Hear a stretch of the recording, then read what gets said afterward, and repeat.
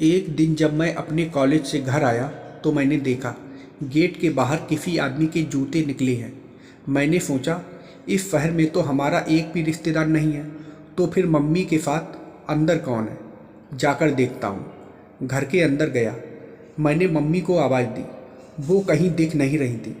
TV चालू थी, kitchen में दूध उबल रहा था। मैंने सोचा यह मम्मी भी पता नहीं कहाँ चली गई। मैंने सोचा क्या पता वो अपने कमरे में हो। फिर मैं मम्मी के कमरे में गया। मैंने जैसे ही कमरे का दरवाज़ा खोला तो मैंने देखा हमारा मकान मालिक मेरी मम्मी के साथ। मैंने सोचा मेरी मम्मी इतना बड़ा कदम कैसे उठा सकती है, लेकिन मैं भूल गया था कि मेरी मम्मी अभी पूरी तरह जवान थी और भरी जवानी में अगर कोई औरत विधवा हो जाए तो उसको पैसों के लिए कुछ ना कुछ तो करना ही पड़ता है। लेकिन मैंने कभी सपने में भी नहीं सोचा था कि मेरी मम्मी ये काम करेंगी, वो भी हमारे मकान मालिक के साथ। मकान मालिक भी कई दिनों से मम्मी के पीछे पड़ा था करने के लिए, लेकिन मैंने मम्मी से साफ साफ मना कर दिया था कि वो मकान मालिक के साथ कभी नहीं करेंगी। लेकिन जिसका डर था आज वही हुआ। तो भाई लोग, पूरी कहानी जानने के लिए मैं आपको 2 साल पीछे लेकर चलता हूँ। तो भाई लोग, पूरी कहानी ज़रूर सुनना, क्योंकि आगे की कहानी बहुत ही ज़्यादा रोमांटिक होने वाली है। मेरा नाम सोनू है, मेरी उम्र 21 साल है। मेरा एक छोटा सा परिवार था जिसमें हम बहुत खुश रहते थे। मेरे मम्मी पापा और मैं, हम लोग उत्तर प्रदेश के एक छोटे से गांव में रहते थे।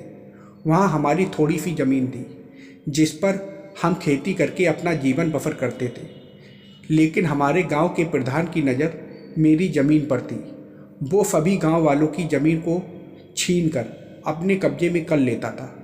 वहाँ की पुलिस भी उसकी सुनती थी। हमने कई बार उसकी शिकायत भी की, लेकिन उसका कोई कुछ नहीं बिगाड़ पाया। उसकी नज़र गांव के हर उस लड़की पर होती थी जो 19-20 साल की हो। वह उन लड़कियों के माँ बाप को किसी बहाने कर्जे में दबाकर उनको अपनी हवस का शिकार बना लेता था। ऐसे ही एक दिन मैं और मम्मी पापा के लिए खेत में खाना लेकर जा रहे थे। सामने से प्रधान चला आ रहा था। मम्मी ने मुझे पहले ही बता दिया था कि उसकी तरफ देखना भी मत। जब वो हमारे सामने आया तो मम्मी को देखकर अपने मुनीम से बोला, क्यों बे जगलाल, ये नया माल अब तक कहाँ था? इस पर तो मेरी नज़र पहले कभी नहीं पड़ी। मुनीम बोला, जी सरकार, ये अपने गोविंद की बीवी है। प्रधान बोला, ठीक है, शाम को गोविंद को हवेली पर बुला, उससे कुछ हिसाब किताब करना है, फिर तो इसे भी देख लूँगा। हम लोग शाम को खाना खा रहे थे, तभी मुनीम आया। वो पापा से बोला, गोविंद, तुझे मालिक ने बुलाया है, चल जल्दी, ज़रूरी काम है। पापा उसके साथ प्रधान के घर चले गए।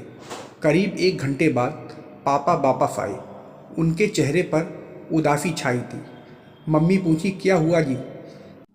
क्या बोला वो प्रधान? पापा ने कहा, हमने प्रधान से जो पैसे लिए थे उसको मांगने के लिए बुलाया था। वो कह रहा था या तो पैसे दो या तो अपनी बीबी को मेरी कोठी पर भेजो। मम्मी बोली, तो तुमने क्या कहा? पापा बोले, हम ये गांव छोड़कर हमेशा के लिए शहर चले जाएंगे। मैंने कहा, पापा, हम लोग अपनी ज़मीन, अपना घर, सब कुछ छोड़कर चले जाएंगे। उन्होंने कहा, हाँ बेटा, नहीं तो प्रधान तुम्हारी माँ को नहीं छोड़ेगा। हम लोग खाना खाकर सो गए। हमें अगले दिन सुबह गांव छोड़ना ही छोड़ना था। जब हम लोग जगे तो पापा अपने बिस्तर से गायब थे। हम लोग परेशान हो गए कि आखिर पापा कहाँ चले गए। मम्मी रोने लगी। हमने सब जगह देखा मगर पापा कहीं नहीं दिखे। 2 दिन बाद पता चला कि पापा को गायब करने में प्रधान का हाथ था। मैंने मम्मी से कहा, मम्मी चलो हम शहर भाग चलते हैं, नहीं तो प्रधान हमें भी नहीं छोड़ेगा। मम्मी बोली, हम शहर जाकर क्या करेंगे? वो होते तो कुछ काम करते, हमारा खर्च चलाते, वहाँ हम किसके सहारे रहेंगे?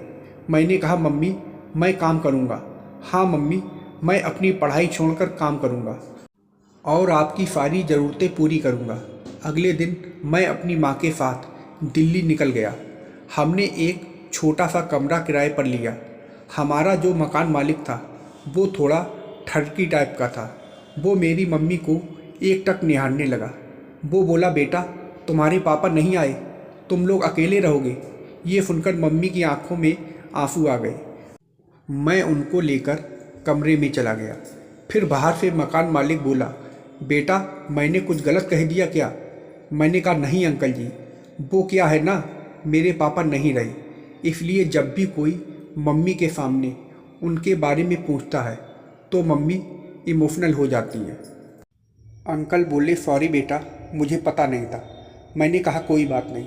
अच्छा अंकल जी, आपसे काम है, यहाँ कहीं कोई काम मिलेगा जो मेरे लायक हो?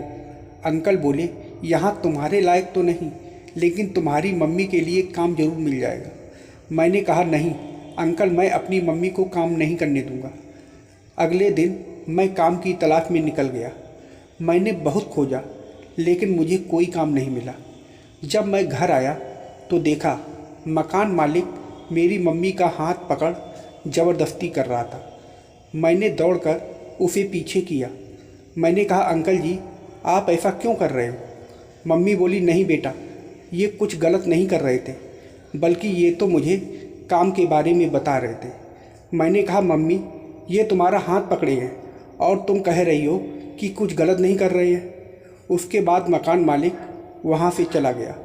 मम्मी मुझे बोलने लगी, तूने बेवजह उन पर इल्ज़ाम लगा दिया, वो तो हमारी भलाई के बारे में कह रहे थे। फिर हमने खाना खाया और सो गए। रात को मैं बाथरूम करने उठा। मैंने देखा मम्मी बिस्तर पर नहीं थी। मुझे हैरानी हुई कि आखिर मम्मी कहाँ गई होंगी। यहाँ तो हमारे जान पहचान का भी कोई नहीं है। तभी मुझे मम्मी की आवाज़ सुनाई दी, जो बहुत धीरे धीरे आ रही थी। मैं आवाज़ को अनक कर जाने लगा। मैंने देखा मम्मी और मकान मालिक छत पर बैठे कुछ कर रहे थे। ये सब देखकर मेरा मूड ख़राब हो गया। मैं जो कुछ अपनी आंखों से देख रहा था उस पर मुझे यकीन करना थोड़ा मुश्किल हो रहा था। फिर मैं धीरे से अपने कमरे में आकर सो गया। मैं सोने का नाटक कर रहा था। थोड़ी देर बाद मम्मी अंदर आईं। वो धीरे से दरवाज़ा बंद करी और सो गईं। अब मुझे मम्मी के ऊपर शक होने लगा। मैंने मम्मी और मकान मालिक के ऊपर नज़र रखना शुरू कर दिया। जब मैं सुबह घर से निकलता तो मम्मी के चेहरे पर अलग ही खुशी दिखाई देती थी। मैंने सोचा कि आज मैं पता लगा के ही रहूँगा कि आखिर मम्मी और मकान मालिक के बीच में क्या है। आज मैं जल्दी घर वापस आ गया।